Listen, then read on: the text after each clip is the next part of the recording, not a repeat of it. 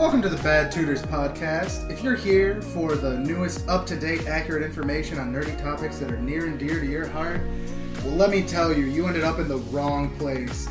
Here, we're talking about the hottest takes, the most grandiose displays of misinformation that you can think of. So stick along for the ride and you might just blow a blood vessel or two. On the inaugural episode, we're going to talk about something that has brought us the closest as friends, and yet we still fight about on probably a daily basis. And that's tabletop role-playing games. We're going to talk about the debate on, which system is best. He's going to take the side of Pathfinder. I'm going to take the side of 5th edition. Just to be upfront, though, we both agree that Pathfinder is better. Like, you'd agree, right? Yeah, it's just an objectively true statement. Yeah. But I'm going to argue on behalf of 5th edition because I do think it has its place in, this community. So why don't we start on a little bit of background. So 5th edition launched in 2014 under Wizards of the Coast. They have 14 pre-made adventures and 7 rulebooks, and they've also errataed or changed the rules after printing 7 times. Now, Pathfinder is a little bit older. It came out in 2009 off of the split of D&D 3.5. It has around 28 rulebooks, 30 pre-made adventures, and 4 official errata pieces, but rules have been amended and rewritten countless times on wikis and forum posts. And why don't you go over the overall feel of Pathfinder for us? So when we think of Pathfinder, the word we most often use is crunchy. A lot of big numbers. You're going to be adding a lot of plus 15, plus 16 bonuses by level 3. It doesn't take too long to get a lot of math involved, and if you really allow all the rules like sacred geometry and a lot of other very math-heavy rules, you can really get bogged down in just doing math, which is kind of why a lot of people have switched online in certain cases. But that's often the biggest criticism I hear of Pathfinder. It's honestly the biggest criticism that I had when I started playing the game, as someone that hates math in my core. But eventually, you kind of start to embrace it. You want to get that high. You want to get that highest roll and get that plus 32 bonus when you're building for it. And that's the feel of Pathfinder. Just make it bigger. I want bigger numbers, always. Yeah, and if you really want to just figure out how crunchy it can get, look at the grappling rules. Look at the grappling rules. There's a flow chart online that makes it a lot easier, and I definitely recommend using that. 5th edition, however, is, if there was an opposite to Pathfinder, I would say it's 5th edition. It's very, very loose, where, Pathfinder has a feat for everything. 5th edition, you ask your GM or your DM if that's okay, and then they decide, usually on the spot, or this is a discussion you have before the game starts. For skills, this is really where the difference shows up most prominently. Pathfinder has 10 knowledge skills. 5th edition has 4, being history, religion, nature, and arcana. I couldn't tell you all of the Pathfinder knowledge skills offhand. There's a lot. There's too many, I'd argue. Knowledge geometry, or no, I not can think geometry. of 2 times that we've rolled knowledge dungeoneering in 4 years of play. Yeah, that's true. That might be a less than 5 for sure. That's not a question. Yeah, that might be a GM preference. He likes to give us extra planar enemies to fight for sure. I don't know, but have you read through any of the pre-made campaigns? It doesn't call for dungeoneering ever. That's true. And it does call for other knowledges. In total, Pathfinder has 35 skills and 5th edition has 18. And when you subtract the knowledge-based skills, that's 25 for Pathfinder and 14 for D&D. So big sort of flexibility there for the skills in 5th edition, whereas Pathfinder, there is a role for everything that you want to accomplish. Yeah. Pathfinder, I've found, is a lot more focused and a lot more driven in the things you want. Like we talked about feats. The old joke is that there's 8 feats to take a shit and 5 to wipe your ass. You need to build for everything. You can't just decide you're going to do something. If you do, you're going to be worse at it. You can't punch things efficiently in Pathfinder without improved unarmed strike. You will be taking a -4 to hit and a 1d2 to damage, I believe, without the feat. So it's just useless. You have to build for absolutely everything. If you don't build well, you're just not going to have a good time in Pathfinder. We have countless examples. Unfortunately, most of them are characters that I've made. And because of the kind of more focused effect, everything, the power creep of the game to me feels a lot higher, but more linear than exponential, where in 5e you just kind of hit a level and it's like, oh no, all the big spells came out.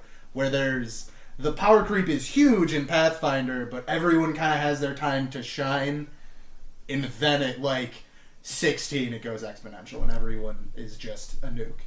Yeah, for sure. I mean, you really see that with the magic systems, just with one mechanic of it in counter spells, where in Pathfinder, you have to very specifically build for it, and it's actually probably worse than just preparing a ranged attack against a caster for when they cast as the trigger, because then your damage makes it harder for them to get the cast off. Where in 5th edition, when you get to high levels and counterspell comes into play, that shit literally starts to feel like Harry Potter. Everyone is spell slinging and, oh, here's a counterspell, oh, but I'm counterspelling that counterspell. It's almost like a Magic the Gathering stack when you get to high level magic in 5th edition. And everyone plays mono blue. Exactly. Everyone plays mono blue with a splash of only fireball. Very true. High level 5th edition D&D spellcasters are mono blue wizards in Magic the Gathering. I like to say that 5th edition has flexibility in a single direction when you're talking about classes. The classes that you're going for, no matter what archetype you might choose, fit a role. So, like Rogue, for instance, there's so many different archetypes now after Tasha's was released. There's the edgy Rogue whose parents died, and the edgy Rogue whose parents died. There's the edgy Rogue whose friends died. I do forget about him. Don't forget, there's the edgy Rogue that sits in the shadowy corner of the tavern when you first meet them. The Strider Rogue, that's true. Exactly. That is always a good one to pull out. It's a classic. You really can't beat a classic like that. As I was saying, Rogue traditionally is a striker, and you can build for a different, sort of way to go, but in the end, you're going to be dealing damage, and it's going to be coming from sneak attack. Whereas, Pathfinder... You don't play Rogue. Also true. Sadly. Damn. Yeah, you just don't play Rogue in Pathfinder. But yeah, so the archetypes, while they don't add a ton of features, they can, if you really play into the features, change a lot of what your character does. But primarily you're going to be stuck in what is a traditional role of tank, healer, striker, or spellcaster. Yeah, 5e to me always kind of felt like almost an MMO RP server, if you think about it that way, where you're right. You're kind of stuck into your 4-5 main roles, and then your class just dictates that, but then it's all of your flavor and everything you build around it that really plays into it more. Right. And if we're going back to Rogue, if you wanted to be a pirate, Rogue is where you do it with the swashbuckler archetype.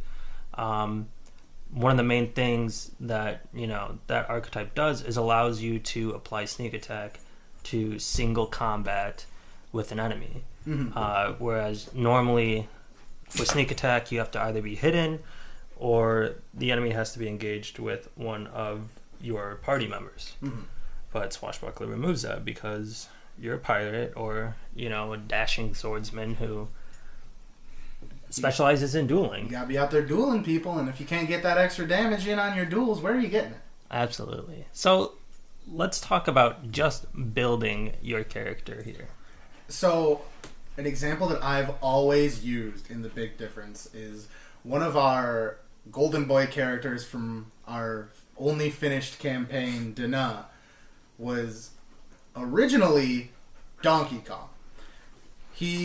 Correct. The player who wanted to play that character sat down for about 5.5 hours one night and decided that he wanted to build Donkey Kong, who is one of his mains in Super Smash Bros. Melee. Now, in 5e, you just say you're a Goliath or a Forbolg, and there's probably a hurling feat that I don't know about, maybe not, but you kind of just do it. You kind of just be Donkey Kong, and you take Whirlwind. And then you throw things and you take Whirlwind, and that's it. And that you're Donkey Kong. You can just roleplay it away. That's not really an option in Pathfinder. He was originally building for hurling, which was like a 5 feet line, which takes until about level 7 or 8, until he realized, oh, this is a bad idea, and needed to build a different way. So He had to totally shift what he was doing, even though he had planned his character for 6.5 hours. That's the kind of relaxed feeling you get when you build a Pathfinder character. You can't just choose to do something. Yeah, for this character, Dana, he started with the hurler archetype under Barbarian. And honestly, the reason that he trained out of those feats was mostly because the way that we were fighting shifted. He was dealing damage with the hurling archetype. He was, throwing enemies at other enemies, grappling them, pinning them, tying them up, leaving them for the rest of the party, and then going after the other one. But as, encounters got harder, we shifted more towards a buff the tank, being Dana, and let him take all of the aggro. And, honestly, it got down to the point where, each combat, he was tanking a crit for, 150 damage. Yeah, pretty much. And, he was sitting right over 200 health towards the end there. But because of all the buffs that we had on him and the DR that he was getting, he was able to survive 2 of those at one point. Now, he was a half-orc and he had Undying as a racial feature, but honestly, the amount of resources that we pumped into that one character alone was our strategy for the end game. We basically had 2 full characters dedicated to buffing one character in a 5-person party. Yeah, so we had our Bard, which was played by Ian. Yep. And then we had our Alchemist, who specialized in buffing this tank that we had. He was a gnome with permanent reduced person cast on him so that he could literally hide in his ear if he needed to. And he was just passing him potions through the infusion alchemist discovery every round. And Ian was also buffing the rest of the party with his performances. Mm-hmm. Standard bard stuff. Yeah. Also, the alchemist had a monkey tumor that would simultaneously feed potions. Yeah, if you haven't looked at the tumor familiar discovery, do so. What are you doing? Fix that. It's absurdly strong and disturbing. Yeah, it's really gross when you start thinking about it for more than 2 seconds. Yeah. But let's get away from that. Yeah, let's not talk about tumors. That doesn't seem like a great idea. So, I guess what we're trying to say there is Pathfinder, the build path that you take matters a lot, and you have to have insight into what you're going for. Which is something that often turns a lot of people away from Pathfinder, we've found. A lot of people don't want to sit... even when when we're building characters, it still takes 30, 45 minutes to sit down and really figure out what you want to do. And that's if you have a pretty good idea of what you want already. If you're just finding a concept to build off of, it can still take a while, even when you're pretty experienced in the game. Yeah, and that partially comes into sifting through 200 plus feats. Yeah. But if you like Pathfinder, that's what you love about Pathfinder. Yes. We've always said that 5e is almost a starter system. It's the perfect starter system in a lot of ways. It really is. But that's where we've always found it to go. So Pathfinder, God, I genuinely don't want to know how many feats there are in that game. There's a lot. That's a scary number. At least over 200, and that's general in the core rule book, I'm sure. Well, no, but that's general in combat, and then with all of these expansions that they have, there's more feats added. There's different types of feats. There's a whole feat line that is literally your character entering what they call damnation, and you are taking evil patrons on with each feat. And on the flip side of that, there's a halfling feat where you can find any mundane item in your pockets worth 10 gold plus your sleight of hand bonus once a day. And it's one of the only feats I've ever taken on halfling characters. Because you gotta have your rope. You gotta have a frying pan. You just need to pull a ladder out of your pocket. Boom, halfling, ladder out of your pocket. It's perfect. That's Pathfinder. Before we get more into the core rules of each of these games, let's just shift really quick and talk about homebrew.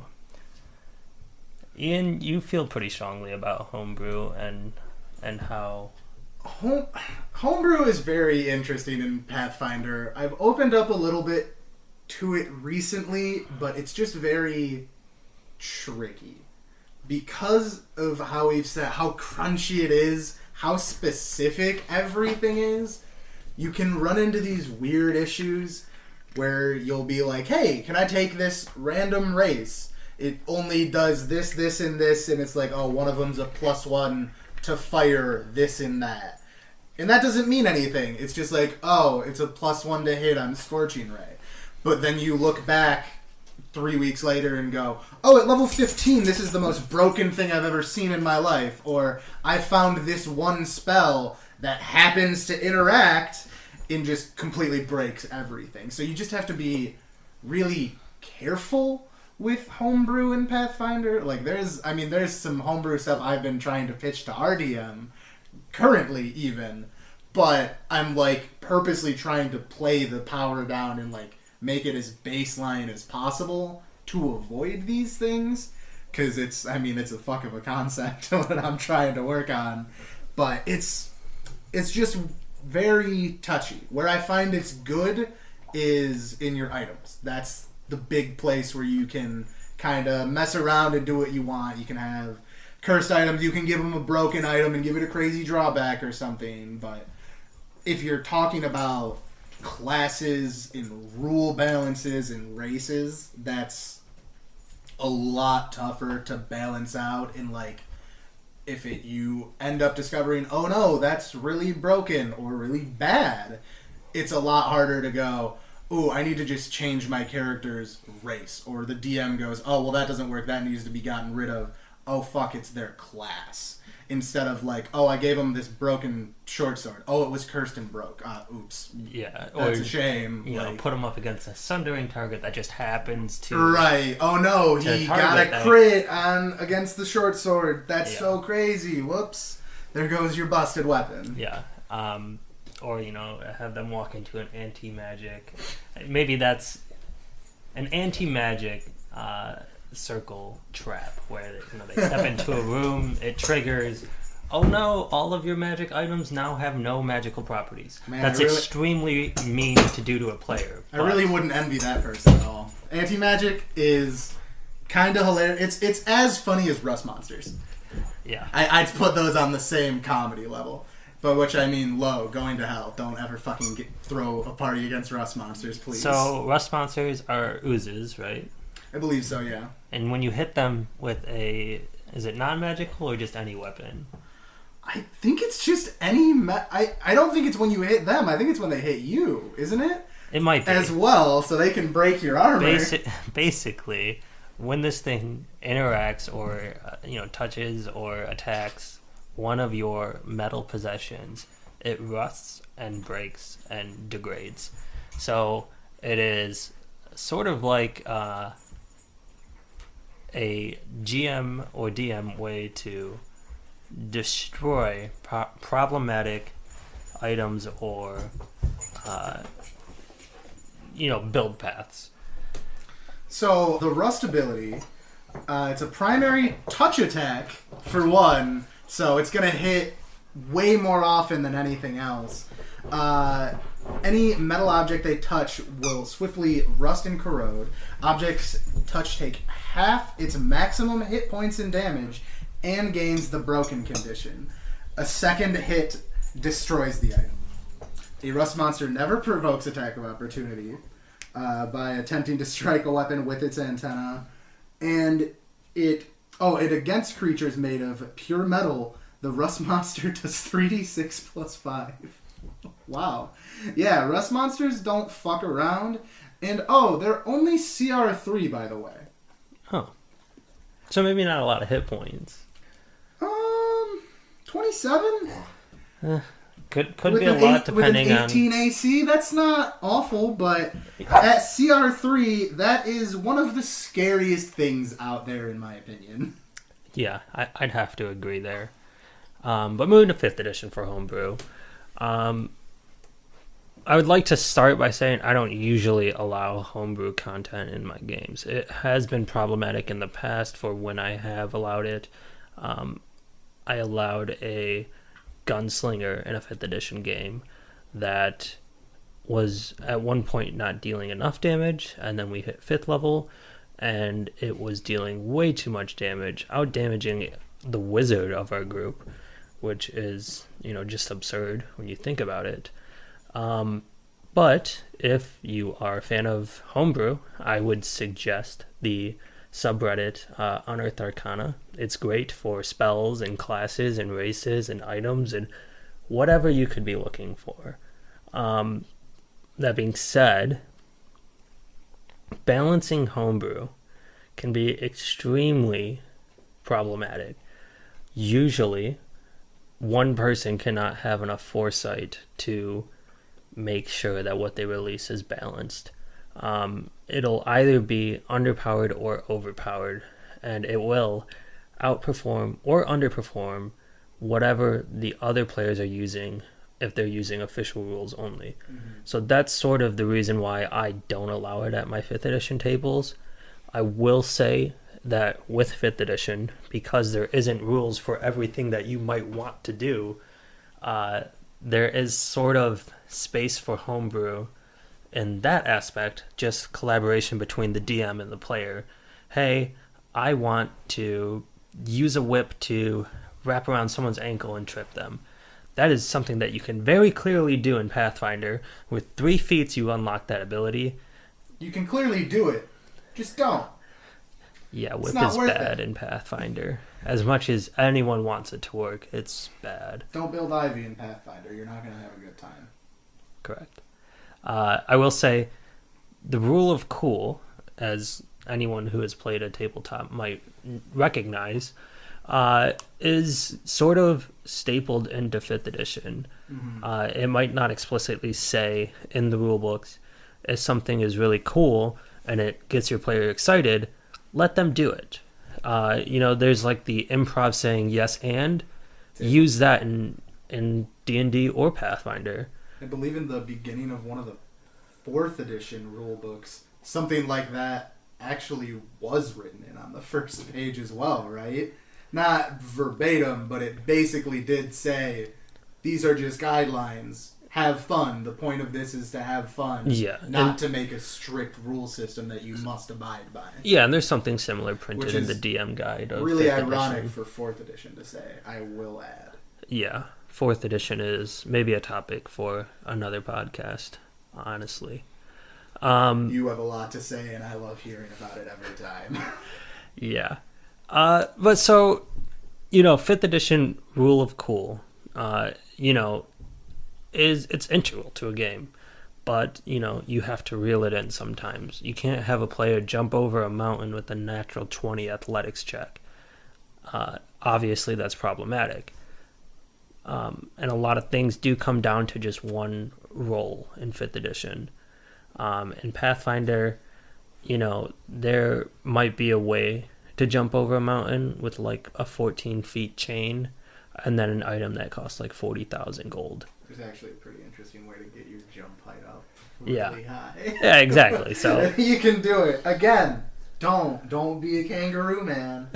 But you can be. You can be a kangaroo man in Pathfinder. Which is cool. It's just useless. You only really get to build for one thing in Pathfinder. So when you build for jumping, you're really just going to be a fucking drain on the party. That's really what's going to happen. Yeah, unfortunately. I will say as that there's... someone that's been that character. There is a Slayer archetype, I think it's called Avalancher, where, you get your sneak attack when you fall greater than 10 feet. And you also get, like a charge bonus when you fall greater than 10 feet. But again... Don't build to jump high. Just don't do that. You're often not going to be 10 feet above your enemy unless you're building Tarzan, which we'll talk about later. Yeah. So before we get to character builds, just a quick aside. Pathfinder power does come from your feat selection, your class selection. That is true. Absolutely. But also how much money you have. And if you can get access to all of the magical items that you want. Yeah, I'd say somewhere between like level 6 to 8-ish is where feats start trading off for magic items. That's like right about when you'll be able to afford your, belts, headbands, and bracers? I don't know. All of your stat boosting items. That's when you start getting your +2s and your +4s. Yeah. So especially those are when you take Craft Wondrous item. Yeah. Which, in our games, is just a must because we don't get magic items. Yeah, our DM is very low. Really. Yeah, low wealth, low treasure. That is not that we don't get a lot of magic items. We do, but he likes to give us sort of obscure magic items that obscure or very impactful. Like we don't get any magic items for a dungeon, but the one we get is nuts. It alters the campaign. So it's a good trade-off, but it means someone is required to take Craft Wondrous item because most of our enemies aren't going to be dropping Belts of Giant Strength. Yeah, you'll get one in a campaign. And then enter a weightlifting competition to sell it, but also earn it back. Yep. Standard Pathfinder stuff. Just, the regular stuff. Pathfinder stuff. And, while your barbarian tank is in a strength contest, your wizard will go out, raise a bunch of undead in a church, and then get himself killed. Standard Pathfinder stuff. Standard stuff. Standard. How everyone does it. Alright, so why don't you go into your first Pathfinder build here? Alright, so my first one is a Noise Marine, which is a 40k concept, because recently I have been, I'd say into Warhammer 40k. I think addicted is probably the right word. I'd say addicted. Yeah, that feels like a more realistic term if I'm being honest with myself. So a Noise Marine is a space marine that decided to convert all of their weaponry to deal sonic damage, basically. A cacophony of sound is, or I believe cacophony of destruction is one of their stratagems in the tabletop, which just makes all sonic weapons deal extra damage, or I believe hit an extra time since it's a war game. So that's what I wanted to build, because it's from one of my favorite factions in Warhammer 40k, the Emperor's Children. So I set out to build sonic damage in Pathfinder. At first I wanted to just look at guns. I asked our DM, hey, will you just let me have sonic damage instead? It's worse in most cases. But there's an enchantment that makes your gun, or makes your firearm deal sonic damage. So he's like, no, you just have to get that. And I was like, alright, that makes sense. So I found Bard. I found Thundercaller Bard and Duetist. And I found out they stack. So on Thundercaller, you deal, I believe, 3d6 on a performance. And with a Duetist, you can have a familiar that turns into a second performer. And at, I believe, 8th level, both of you can be performing that. So that's the most sound damage. This is not the most fleshed out build. It's one of my most fun builds, in my opinion. Yeah, you can definitely get more damage from a different class. But if you're strictly it is going not the best. But if you want to build sonic damage, you can get, I believe, up to I want to say it was somewhere around 8d6 or 8 plus bonus. So it would be charisma bonus. So you're looking at level 8. You'd hopefully be looking at plus 6 or 7 at least. You'd want to have your charisma at a base 20 by then. Yeah. And hopefully have some items. So yeah, that's how you can do that. A quick Tarzan build. So there's a charge build that I've always looked at because I've always enjoyed the idea of Cavalier. But it's you just have to play a small character and ride a medium mount, which is fine. It's just never what I've wanted because... as I learned the first time I played Cavalier, you can't bring a horse into a dungeon. Who knew? It's a real shame when you just lose half of your class out of nowhere. It's not fun, let me tell you. Yeah. So, I found that you can charge in the air. So what you do is you get a familiar, any familiar you want that can fly. And you probably still need to be small so it can support your weight. Or, if you have an immovable rod, you just have the bird fly an immovable rod with a piece of rope up 15 feet in the air on its move action. You're holding onto the rope and do your charge off of that, and then you can just always be getting an aerial charge. Then it's just charge rules, and you're just making a normal charge character, but you just have to do either Tarzan or George of the Jungle yell every time. That is raw. You have to. It's required in the same way that if you're playing a witch and you use cackle, you are required to cackle. That isn't a homebrew table rule. That is an official Paizo said you must. Yeah, and with the cackle hex, it is always interesting to hear someone cackle like that. Mm-hmm. Everybody cackles differently. We've had a decent amount of people use it, and you get a lot of someone's personality in their cackle, I find. Yeah, some people throw their head back and cackle, and you can tell because they move away from the mic, so it gets a little quieter, and everybody holds their breath to hear it, and it's amazing. Or you get someone who does it, completely sarcastically, and it's equally amazing because that, they might be uncomfortable, but they're just following the rules. There's nothing they can do about it. There's nothing we can do about it. Blame Paizo. That's whose fault it really is if you want to get. Yeah, if you ever have any issues, you should definitely reach out to Paizo and complain. You should email them about the cackle rules. Yeah, honestly. For my Pathfinder build that I'm bringing to you guys today, it's more of a feat spotlight, and I'm also going to tell you how to do such a thing in 5th edition. Any of you that are familiar with Game of Thrones, you know who the Faceless Men are, and you know who Jaqen H'ghar is. There is the feat, the Nameless One, and the way that works is with a ritual. You can shed your true identity, which is, really one of the core tenets of this. We'll call them a cult of death. Yeah, I think that's fair. Yeah. So you shed your identity and you instead don a physical mask, and that's your identity.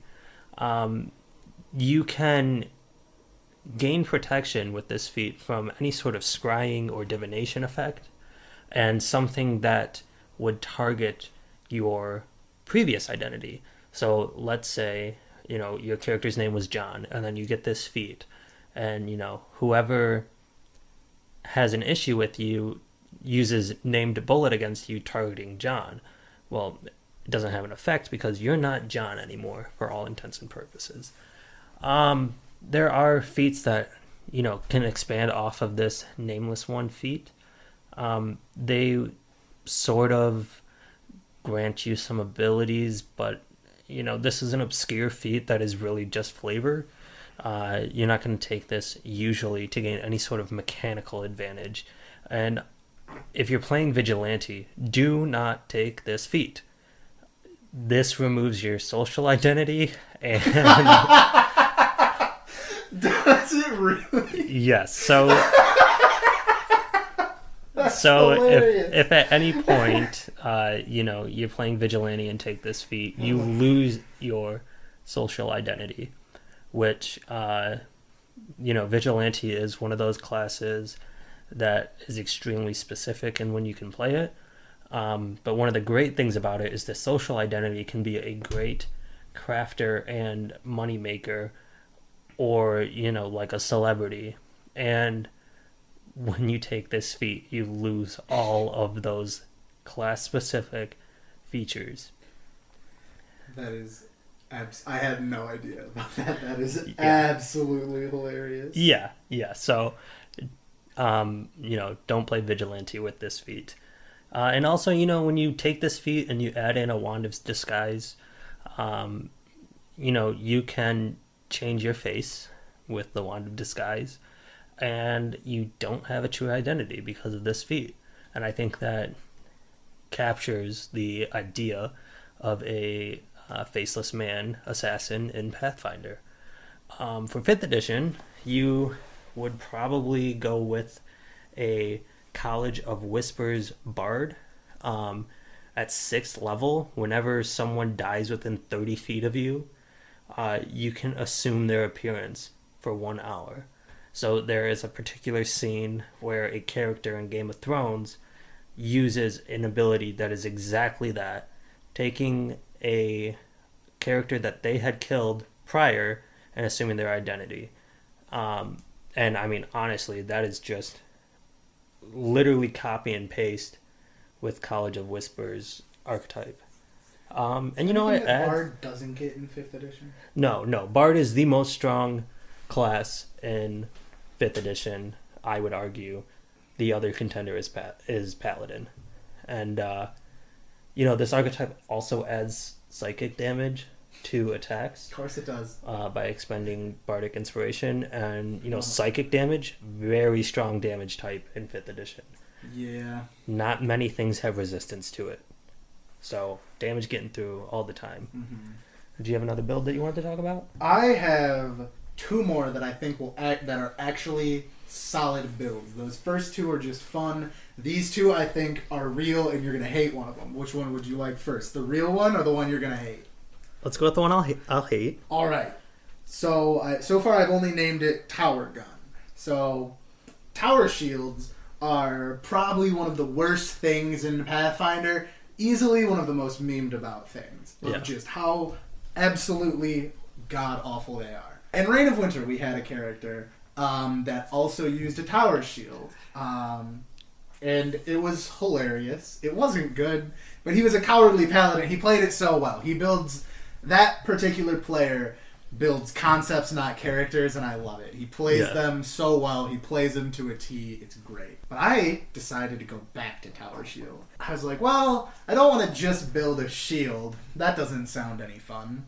So what if I throw a gun in there? How good can I make this? I really hope this build surprises me with this effect. I dislike guns in Pathfinder, not because I don't think they fit. I just think they're bad. And as Ian stated, Tower Shield is bad. Yes. So this is kind of combining one bad and one mediocre to all right thing. So this is a frontline build. Okay. So it's 2 fighter archetypes that stack. You have Tower Shield Specialist and Trench Fighter. Okay. So, they both play off of each other. Let me pull up Trench Fighter. Trench Fighter has 2 abilities. One, dex to damage on guns. Yes. Which makes guns valid again, pretty much. Yeah. And when you have full cover, you gain additional defense based off of that. I don't remember the bonus. I see where this is going. Yeah. So, I don't know how much you've looked at Tower Shield rules. I'm familiar with the feat you're about to explain. So you've heard of Mobile Bulwark, which is what I'm going to say. Yeah. But it still works without Mobile Bulwark. You should use Mobile Bulwark. But when you pair it with another feat called I don't know how to pronounce it, either Kragadon's or Kargadon's stance, for a move action with a Tower Shield, you plant in place, and every subsequent turn, you add on 1 to your defense. To your AC? Yes. Okay. So every single turn that you stand in place and take that move action, you're adding to your AC.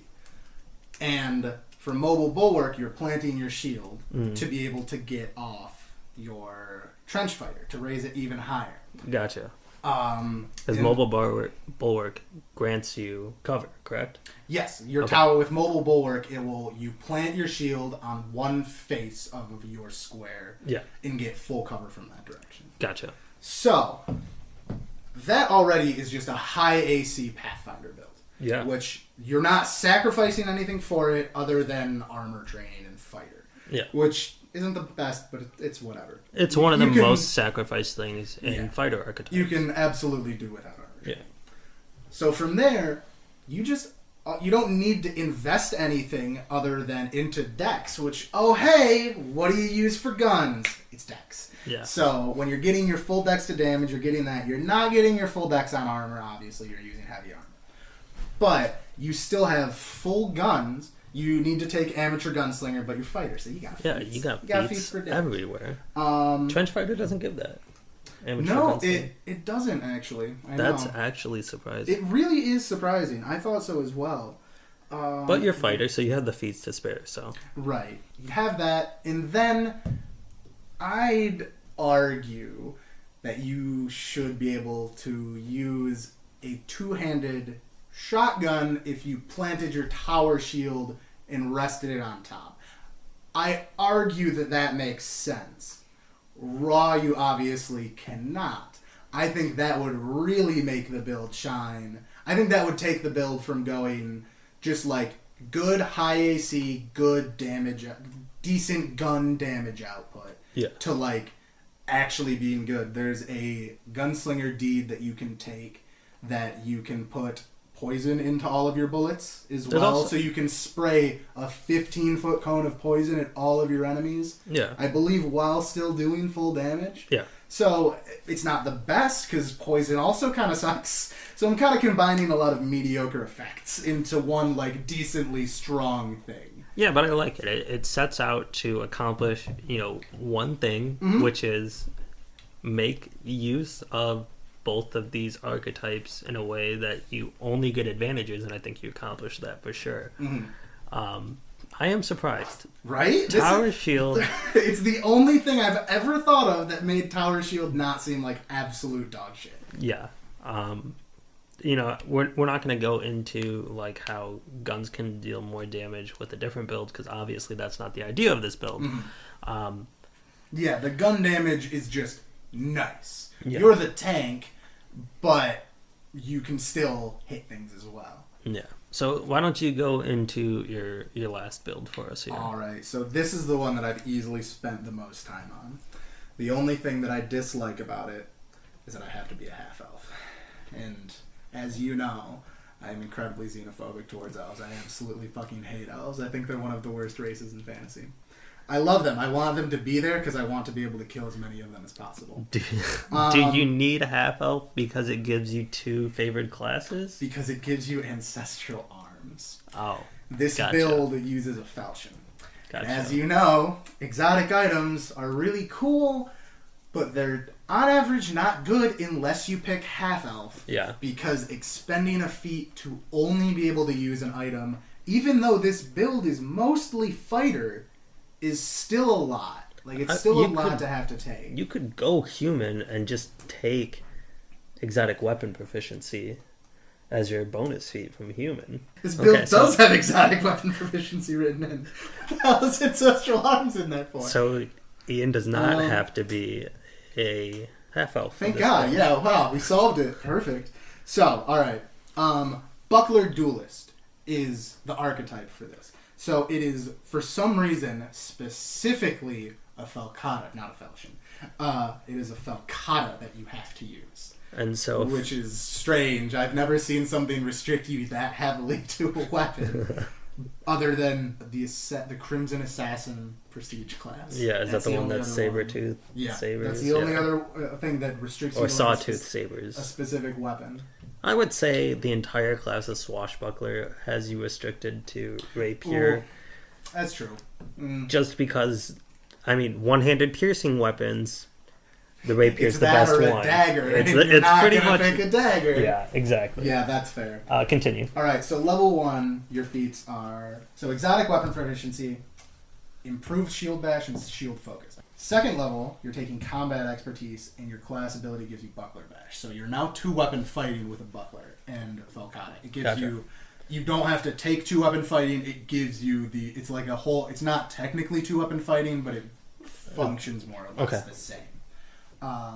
This is classic sword and board stuff so far, right? Oh, this is literally the epitome of sword and board. Okay. I couldn't think of any build other than that tower shield build that our paladin played that used shields. Couldn't think of a single other build that used a shield that we had ever played with. Yeah. So I wanted to make one, and this is it. This is what I think one of the best ways to do it is. Then, third level, you get weapon focus Falcata, and then buckler catch. So, buckler duelist. When someone hits you, you can make a check to catch their weapon between the buckler and the Falcata and disarm them with it. Okay. So it's just a little bit of extra versatility. As you know pretty well, combat tricks suck and they're not fun. Combat maneuvers? Maneuvers, sorry, yes. They're very cool. Well, there's one that's very good. Great, though. There's one that's very good, and that's grapple. Yeah, pretty much. But there's a huge discouraging feat chain for grappling. But anyway, continue. After that, you got your classic weapon specialization. And then fifth, improved disarm, and you get strong swing, which just adds damage to your Falcata. So you're now, I don't remember the damage offhand, unfortunately. But it's one of the higher damage output builds I've made, actually. And as you know, I've actually been working for fucking just damage output. Yeah. And this is still one of the higher ones. So you're already just 5-fighter doing some pretty good sword and board stuff. Yeah. But that's when Buckler Duelist stops giving you things that like really matter in any meaningful way. Right. So I realize, well, I don't need fighter anymore. I've already gotten everything I need out of it. Now what do I do? And I was talking with you earlier, and I think, personally, that Mesmerist is one of the best classes that you can go into when you've just completed your goals in Pathfinder. I don't want to say it's Bard but better. I don't think that's true.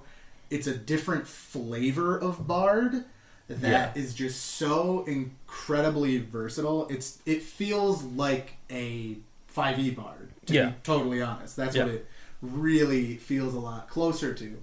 You have your Mesmerist tricks that you implant into your party members to use as reactions to give them bonuses or disable enemies. You get the stare is a big thing for the Mesmerist. Yeah. I get rid of that because most of the time I take Vox, which is literally turning it into a bard because you're now just shouting insults at your opponents to deal extra damage. So with that, with one level in Mesmerist, you get Consummate Liar, Compelling Voice, Hypnotic Stare, and Painful Stare. Painful Stare is what we're looking for. Mm-hmm. Painful Stare, when you stare at an enemy, your damage gets an extra d6 added to it. Nice. Possibly a bonus to it as well. I doubt it, though. The trick I haven't decided on, honestly, the Mesmerist tricks for this build are your just extra a nice utility. Yeah, that's like nice I'm going to set this up at the beginning of the day. Yeah.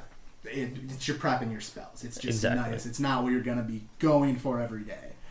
At second level Mesmerist, so 7th level, you're taking Double Slice, which is where all your actual damage output comes from. Gotcha. And then this is Double Strike, or Double Slice is strength damage to your offhand weapon, right? I believe so. Let me check. Add your strength bonus to damage rolls made with your offhand weapon. So yeah, gotcha. Normally your buckler is dealing a I think you can get it to a D6 with a spike on it and the normal stuff. Yep. So just being able to add an extra 5 onto that is nice. Yeah. Then at 3rd level for Mesmerist, you get Wounding Words, which is I believe an extra 2d6. So it's a 2-weapon fighting build that you are literally running up to someone, slamming them with a sword and shield, and shouting in their fucking face. And it's hilarious, and I think it's one of the stronger builds I've built, with the possibility to disarm and just so much random versatility that you can use just because it happens to be Mesmerist. Yeah, Mesmerist has versatility just baked into the class as a nice aftertaste. It's sort of an aside to the main focus of Mesmerist. It's just this nice little... You can buff your allies too. Yeah. And, that's great. Yeah, whatever you want to do, you can do that and more with a Mesmerist archetype. Right. So let's go into my very gamey build for 5th edition, and I would like to make an aside right now. This build is not originally mine. I have made some tweaks to it, but I found it on Reddit maybe 4 years ago, and I can't find the original creator or poster of it.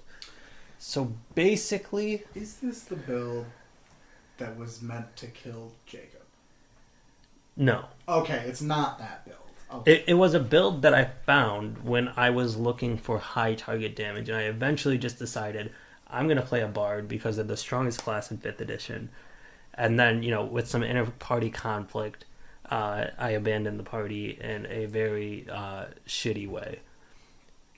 Anyways, this build is a 3-way multi-class, starting with Wizard, going to Sorcerer, and then finishing the rest of your levels with Paladin. So you go Wizard first, and honestly, you don't need a high int. If you don't know this, in 5th edition, there are prerequisites to multi-classing. For Sorcerer, you have to have 13 Charisma.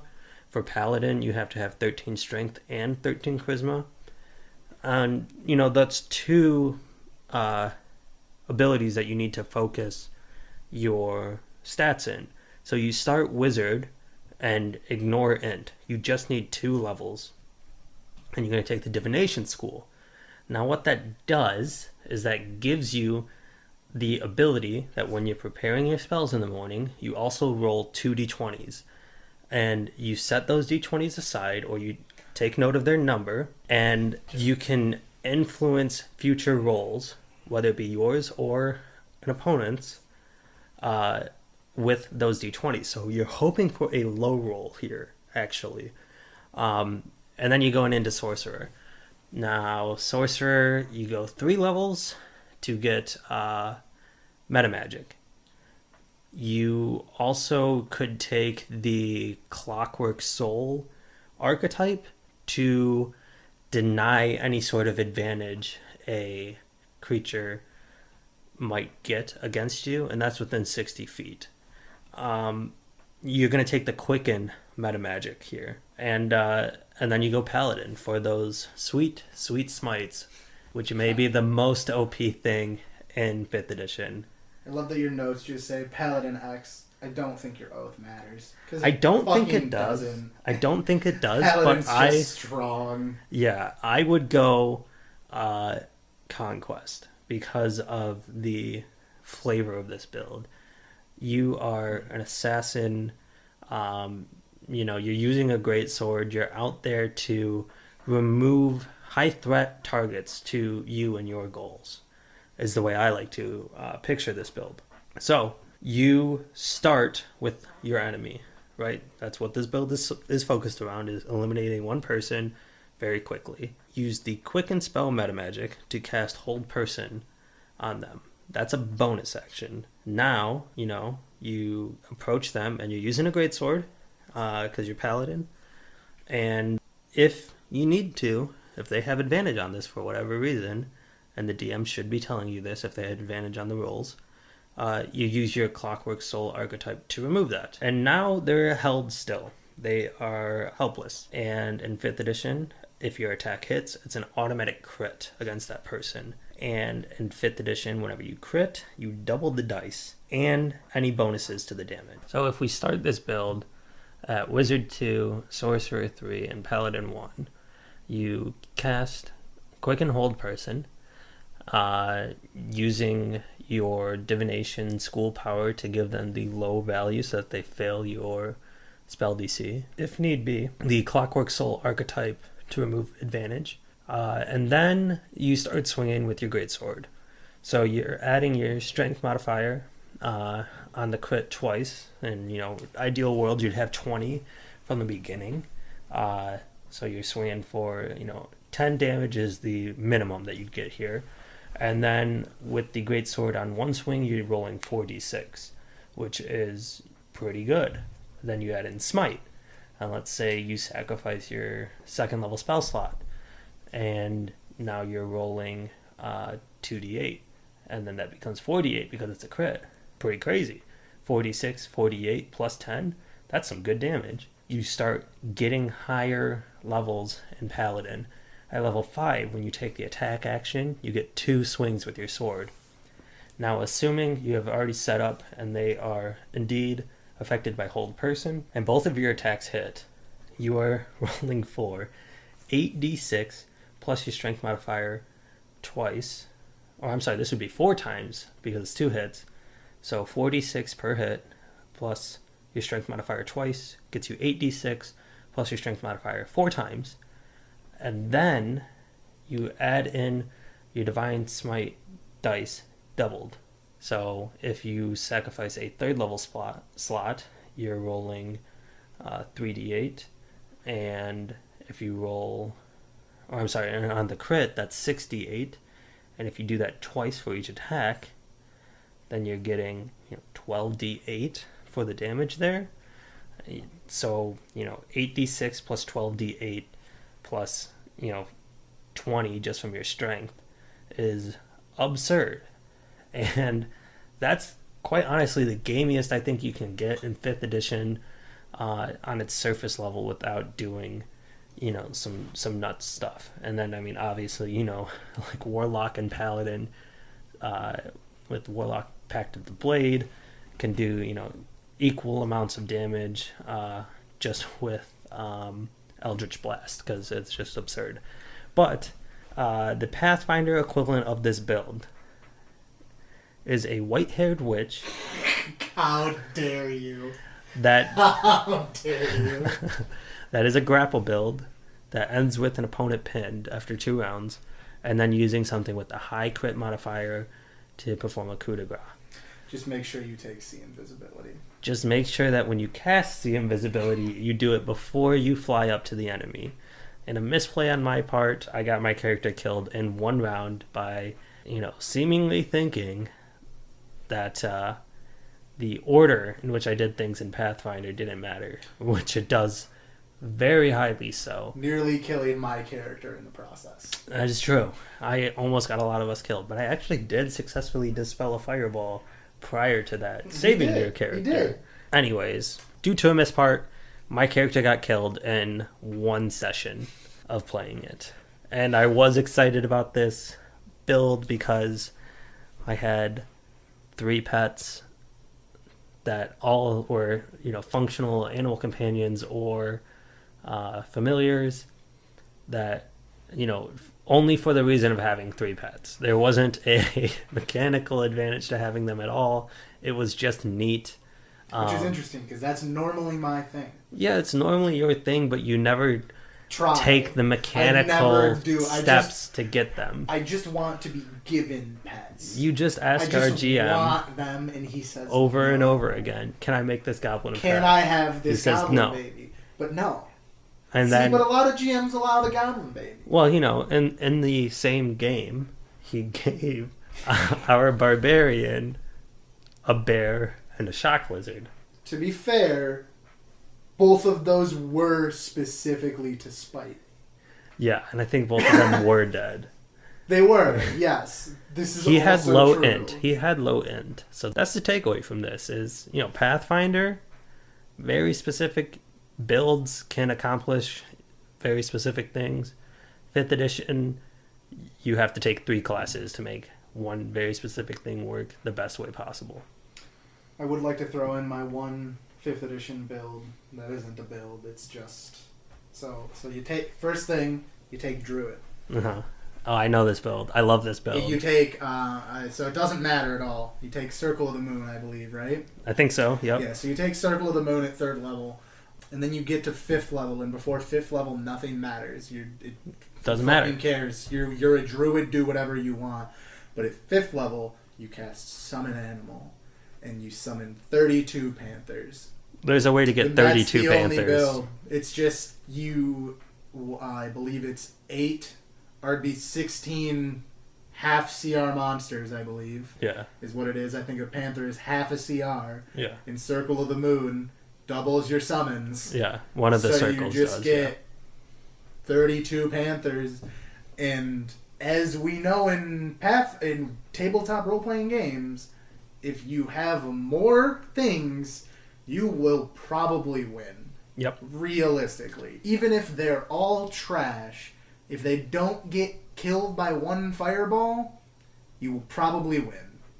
Just because they have so many attacks. And that's the only path, our 5th edition build that I really care about. Thank you for listening to the Bad Tutors Podcast. Tune in next time for more insane ramblings and incoherent ideas.